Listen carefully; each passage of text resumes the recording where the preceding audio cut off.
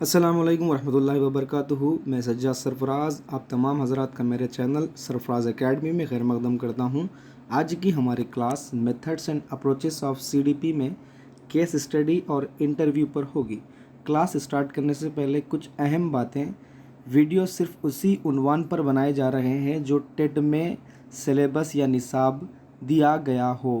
پچھلے ویڈیو میں ہم نے انٹراسپیکشن اور آبزرویشن کے بارے میں معلومات حاصل کی۔ اس ویڈیو میں انٹرویو اور کیس اسٹڈی کے بارے میں معلومات حاصل کریں گے، تو لہٰذا ویڈیو کو آخری تک دیکھیں تاکہ آپ کو پورا مواد سمجھ میں آ سکے۔ چلیے کلاس کی طرف بڑھتے ہیں۔ کلاس میں پہلا جو ٹاپک ہے ہمارا انٹرویو کیا ہے اس کے بارے میں ہم دیکھیں گے۔ انٹرویو تحقیق کا اعلی کار ہے۔ یہ ایک غیر مرتب طریقہ ہے۔ تحقیق کا اعلی کار جس کو کہہ سکتے ہیں ہم، یعنی انٹرویو مینس تحقیق کا طریقہ، یہ کسی شخصیت کو جانچنے کے لیے تحقیق کا طریقہ ہو سکتا ہے۔ انٹرویو دو بدو معلومات حاصل کرنے کا طریقہ ہے۔ یہ انٹرویو کی تعریف ہے، دیکھیے کہ انٹرویو سے مراد کسی شخص سے دو بدو معلومات حاصل کرنا، یعنی آمنے سامنے بیٹھ کے معلومات کو حاصل کرنے کا طریقہ انٹرویو کہلاتا ہے۔ اس طریقے پر فرد اور ماہر نفسیات معلومات اور تصورات کا آپس میں تبادلہ کر سکتے ہیں، یعنی کہ دو شخص جب آپس میں بیٹھتے ہیں تو چاہے وہ ماہر نفسیات ہو یا کوئی اور اشخاص ہو، وہ تصورات کا معلومات کے آپس میں تبادلہ ٹرانسفر کر سکتے ہیں گفتگو کے ذریعے۔ اس غرض سے مقام اور وقت کا تعین کیا جاتا ہے۔ انٹرویو اگر کسی کا لینا ہے تو اس کو مقام اور وقت کا تعین کر کے انٹرویو لیا جاتا ہے، پھر ان کے تصورات حاصل کیے جاتے ہیں، اس سے شخصیت کو نکھارا جاتا ہے، شخصیت کو معلوم کیا جاتا ہے یا جانچا جا سکتا ہے۔ ماہر نفسیات ان خصوصیات کی واضح طور پر نشاندہی کر لیتا ہے۔ کب کرتا ہے؟ جب وہ اس کا انٹرویو لے گا سامنے والے کا، تب اس کے بارے میں مکمل معلومات وہ حاصل کر سکے گا، جس کے ذریعے شخصیت کے تعین کا ممکن ہو جاتا ہے، یعنی تعین کرنا، اس کی جانچ کرنا ممکن ہو جاتا ہے۔ کب؟ انٹرویو لینے کے بعد۔ نیکسٹ پوائنٹ کی طرف بڑھتے ہیں۔ انٹرویوز کے کئی اقسام ہیں جو مختلف مقاصد کے لیے استعمال کیے جاتے ہیں۔ کون کون سے اقسام ہیں ہم دیکھیں گے آگے۔ اس سے پہلے ایک تعریف ہے، دیکھیے مارکوبی کے مطابق انٹرویو دو بدو زبانی آپسی تبادلہ خیال ہے جس میں ایک شخص انٹرویو لینے والا دوسرا شخص یا اشخاص سے اظہار رائے یا عقائد کے بارے میں معلومات حاصل کر سکتا ہے یا اخذ کر سکتا ہے۔ دو بدو معلومات یعنی آمنے سامنے بیٹھ کر آپ کو کس بارے میں جانچنا ہے، اس طرح کے سوالات تعین کر کے آپ انٹرویو لے سکتے ہیں۔ یہ نہایت آسان اور عام طور پر شخصیت کے تعین کے لیے استعمال کیا جانے والا طریقہ ہے۔ بالکل عام طریقہ ہے۔ آپ آج کل نیوز چینلوں میں بھی دیکھتے ہوں گے کہ بہت سارے رپورٹرز جو ہے انٹرویو لیتے ہیں بلا کر ان کے تاثرات کے بارے میں۔ تو یہ ایک ایسا طریقہ ہے جو شخصیت کی جانچ کے لیے استعمال کیا جا سکتا ہے اور آسان ہے۔ اس میں ترجیحات مقرر کرنے میں آسانی ہوتی ہے۔ یہ امپورٹنٹ پوائنٹ ہے۔ نیکسٹ ہم آگے بڑھتے ہیں کہ اقسام کون کون سے۔ دیکھیے ایک ہے آزاد انٹرویو، فری انٹرویو جس کو ہم کہہ سکتے ہیں۔ اس میں کیا ہے؟ اس میں تبادلہ خیال کسی ایک شعبے تک محدود نہیں ہوتا۔ مختلف عنوانات پر گفتگو کے ذریعے کسی مخصوص عنوان پر معلومات کی سطح کے علاوہ انداز بیان اور زبان کے استعمال کی صلاحیت کا اندازہ ہو جاتا ہے۔ کوئی ایک ٹاپک پر اس میں بحث نہیں کی جاتی، مختلف ٹاپک عنوانات پر بحث کی جاتی ہے اور سامنے والے کا انداز بیان اور زبان کے استعمال کی صلاحیت کا آپ اندازہ لگا سکتے ہیں۔ سوالات اشارتی جواب کی رہنمائی والے ہوتے ہیں، یعنی جس ٹاپک پر آپ بات کر رہے ہیں اس کے ذریعے سامنے والے کے جو جوابات ہو سکتے ہیں وہ کس طرح کے ہو سکتے ہیں یا رہنمائی والے ہو سکتے ہیں، وہ آپ کے سوال پر ڈیپینڈ ہوتا ہے۔ نیکسٹ دوسرا جو قسم ہے وہ غیر ہدایتی ہے، نان ڈائریکٹیو انٹرویو اس کو انگلش میں کہتے ہیں۔ کارل روجر کے مطابق کسی غیر معمولی دنیا کے بارے میں زیادہ سے زیادہ معلومات حاصل کرنے کے لیے غیر ہدایتی طور پر یا طریقے پر زور دیا جاتا ہے اور اہم قرار دیا جاتا ہے۔ کارل روجر کے مطابق زیادہ سے زیادہ معلومات غیر معمولی دنیا کے بارے میں جاننے کے لیے یہ طریقے کو استعمال کرتے ہیں انٹرویو کے۔ اس طریقے سے گہری معلومات حاصل کرنے میں مدد ملتی ہے۔ ایک خوشگوار اور پر اعتماد ماحول بنایا جا سکتا ہے یا جاتا ہے۔ فرد اپنے طرز عمل کی حقیقت اور صداقت کے ساتھ اپنا رویہ، یہ امپورٹنٹ پوائنٹ ہے، دیکھیے فرد جب انٹرویو دے رہا ہو تو اس کا طرز عمل کی حقیقت جو انہیں بیان کر رہا ہے، جو انہیں بیہیو کر رہا ہے، اس کی صداقت کے ساتھ اس کا رویہ، اس کا ٹکراؤ اور دیگر مسائل بیان کر سکے یا کر سکتا ہو۔ یہ امپورٹنٹ माना जाता है। आम तौर पर यह तरीक़ा डॉक्टर्स अपने मरीज़ों के लिए इस्तेमाल करते हैं। नेक्स्ट अक़साम की तरफ बढ़ते हैं। मियारी इंटरव्यू, स्टैंडर्डाइज इंटरव्यू जिसको कह सकते हैं हम। हालिया बरसों में इंटरव्यू को मियारी बनाया गया है ताकि इंटरव्यू लेने वाले के तासुब का तदारुक करते हुए इंटरव्यू को मोतबर बनाया जा सके, सामने वाले के बारे में मालूमात हासिल कर सके। इंटरव्यू ज़ाती तफसीलात, सलाहियतें, रवैये और मुनफरिद खुसूसियात की निशानदेही का आसान तरीक़ा है। ये पूरा मवाद का निचोड़ है इंटरव्यू का कि इंटरव्यू की ज़ाती तफसीलात भी, सलाहियतों को या रवैयों को या उसकी आइडेंटिफाई करने के लिए आसान तरीक़ा माना जाता है। ये पेडागोजी के अंदर या मेथड्स के अंदर बहुत ज़्यादा इम्पॉर्टेंट तरीक़ा माना जाता है। नेक्स्ट है केस स्टडी, जिसको तारीख़ी तरीक़ा भी कहते हैं या मुतफ़र्रिक़ मामलात का तरीक़ा भी उर्दू में हम कह सकते हैं। क्या है इसके बारे में हम तारीफ़ देखेंगे।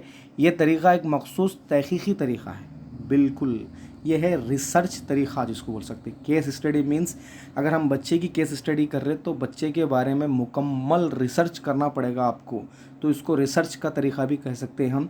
तालीम का मकसद चूँकि बच्चे की शख्सियत की पूरी नशोनुमा है, तालिब इल्म की शख्सियत को समझने में मौलम को कई एक मराहिल से गुज़रना पड़ता है। बिल्कुल, तालीम में अगर आप बच्चे को जांच रहे हैं तो आपको कई मराहिल से एक टीचर को गुज़रना पड़ता है। इनमें से एक मरहला केस स्टडी भी है, यानी केस स्टडी एक ऐसा मरहला है जिसमें बच्चे के मुकम्मिल नशोनुमा या मुकम्मिल बर्ताव भी हम कह सकते हैं, या मुकम्मिल रवैये को जांचने के लिए, बर्ताव को या पूरी नशोनुमा को जांचने के लिए केस स्टडी बेहतरीन तरीक़ा माना जाता है। इस तरीक़े में गुज़िश्ता वाक़यात का मुताला किया जाता है, यानी कि अगर बच्चे के बारे में अगर केस स्टडी करें तो बच्चे के पिछले वाक़यात के बारे में भी इसमें मुताला किया जाता है। इनकी मुख्तलिफ़ कड़ियों को मिलाकर तज्ज़िया किया जाता है। बिल्कुल पूरी ज़िंदगी के हालात के बारे में अगर हम कर रहे हैं तो पिछली कड़ियों को भी, पिछली बातों को भी नई बातों से जोड़कर उससे एनालिसिस किया जाता है। इस तरह किसी भी मसले की काबिलियत का अंदाज़ा लगाना आसान और नतीजे पर पहुँचना आसान होता है। नेक्स्ट पॉइंट की तरफ बढ़ते हैं। इस तरीक़े को बच्चों के माहौल से मुताबिकत इख्तियार करने में नाकामी और इस्तिस्नाई बच्चों, यानी ऐसे बच्चे जो मामूली सतह से बहुत ज़्यादा या बहुत कम इक्तिसाबी अहलियत है, इनके मसाइल का जायज़ा लेने और उनकी इस्लाह के लिए तदाबीर तजवीज़ करने के लिए इख्तियार किया जाता है। ना सिर्फ बच्चे बल्कि इस्तिस्नाई बच्चे भी, जिसको हम कह सकते हैं, जो कमज़ोर बच्चों में शामिल किए जाते हैं, यानी मख़सूस ज़रूरतों के हामिल बच्चों में शुमार किए जाते हैं, जिसको इस्तिस्नाई बच्चे होते हैं। ऐसे जो मामूली सतह से भी बहुत ज़्यादा कम, स्लो लर्नर जिसको कह सकते हैं, उनके मसाइल का जायज़ा लेने के लिए या उनकी इस्लाह करने के लिए भी केस स्टडी को इस्तेमाल किया जाता है। ना सिर्फ इनके लिए बल्कि ज़हीन या औसत के लिए भी इस्तेमाल किया जा सकता है, लेकिन माहिर नफ्सियात अक्सर इस्तिस्नाई बच्चों के लिए भी केस स्टडी को इस्तेमाल कर सकते हैं। नेक्स्ट पॉइंट है, देखिए, इस तरीक़े में किसी तालिब इल्म की ज़िंदगी के पस मंज़र के मुताल्लिक़ मालूमात हासिल किए जाते हैं, दरियाफ़्त किया जाता है कि इसकी कामयाबी और नाकामी के असबाब क्या है। ये एक टीचर अगर क्लासरूम में केस स्टडी पर किसी बच्चे पर केस स्टडी कर रहा हो तो उसका पस मंज़र मालूम रहना ज़रूरी है, ताकि पस मंज़र से और नई मालूमात जो बच्चे की क्लासरूम में आ रही है उसको मिलाकर, यानी पूरे बर्ताव को जांचने के लिए केस स्टडी इस्तेमाल किया जाता है। जांचने के बाद फिर आप कामयाबी और नाकामी का सबब दरियाफ़्त कर सकते हैं। इसके लिए आदाद व शुमार जमा लिए जाते हैं और हासिल नताइज का तज़किया करके बच्चे की शख्सियत को समझा जा सकता है। नेक्स्ट है इसकी खूबियाँ और ख़ाबियाँ, मंदरजा ज़ेले क्या क्या खूबियाँ हैं इसकी केस स्टडी की देखेंगे। नई तहक़ीक़ के लिए महर्रिक का काम करता है। कभी कोई केस स्टडी किसी ख़ास तर्ज़ अमल को देखता है जिससे एक नए केस का पता लगता है, यानी तहक़ीक़, चूँकि तहक़ीक़ है तो तहक़ीक़ के लिए महर्रिक का काम करता है, मोटिवेशन का काम करता है तरीक़ा। केस स्टडी से मुद्दई के मख़सूस तर्ज़ अमल के वजूहात की तफसील और इसकी दुरुस्त मालूमात को हासिल किया जा सकता है। नेक्स्ट पॉइंट की तरफ बढ़ते हैं। ये तरीक़ा भरोसामंद होता है क्योंकि जब हम किसी फ़र्द से मुताल्लिक़ जब हम मोतियात जमा करते हैं या मालूमात जमा करते हैं तो इसमें सच्चाई होती है। इसकी बुनियाद पर माकूल नतीजा निकलता है। किसी बच्चे के बारे में मुकम्मल मालूमात जमा किए जा सकते हैं। नेक्स्ट है, इस तरीक़े की मदद से गैर मामूली बच्चों के तर्ज़ अमल के अनासिर का पता लगाकर इन्हें दूर किया जा सकता है। गैर मामूली मतलब स्लो लर्नर जिसको बोले, इस्तिस्नाई बच्चे, उनके लिए बहुत ज़्यादा कारआमद तरीक़ा माना जाता ہے، یعنی مناسب سمت فراہم کی جا سکتی ہے ان بچوں کے لیے۔ نیکسٹ ہے دیکھیے خامیاں ڈیمیرٹس کیا کیا ہے۔ نقش ثانی ممکن نہیں ہے، یہ ایک وقت میں ایک فرد کے طرز عمل کا مطالعہ اور اس کے حصول موتیا صرف اسی فرد کے لیے درست ہے جو نتائج کو دہرایا نہیں جا سکتا ہے۔ دوسرا ہے دیکھیے اس میں بہت زیادہ وقت درکار ہے، چونکہ کیس اسٹڈی چھوٹا طریقہ نہیں ہوتا، بڑا طریقہ ہے، اس لیے اس میں زیادہ وقت لگ سکتا ہے۔ نیکسٹ خود تحقیق کار کے تعصب کا شکار ہو سکتا ہے۔ یہ طریقہ مطالعہ نگار کی مہارت اور مدعی سے متعلق افراد کے ذریعے فراہم کی گئی معلومات پر منحصر ہوتا ہے۔ بالکل، مطالعہ نگار کی مہارت یعنی کہ جس پر مطالعہ کیا جا رہا ہے اس کی مہارت اور مدعی سے افراد کے ذریعے فراہم کی گئی معلومات، جو بھی معلومات آپ کے سامنے آ رہی ہے اسی پر ہو سکتا ہے۔ تو وہ معلومات سچی بھی ہو سکتی، جھوٹی بھی ہو سکتی۔ اگر جھوٹی ہوگی تو کیس اسٹڈی میں کیا ہوگا، آپ کو فائدہ نہیں ہوگا بلکہ لاس ہوگا، کیس اسٹڈی آپ کی غلط ہو جائے گی۔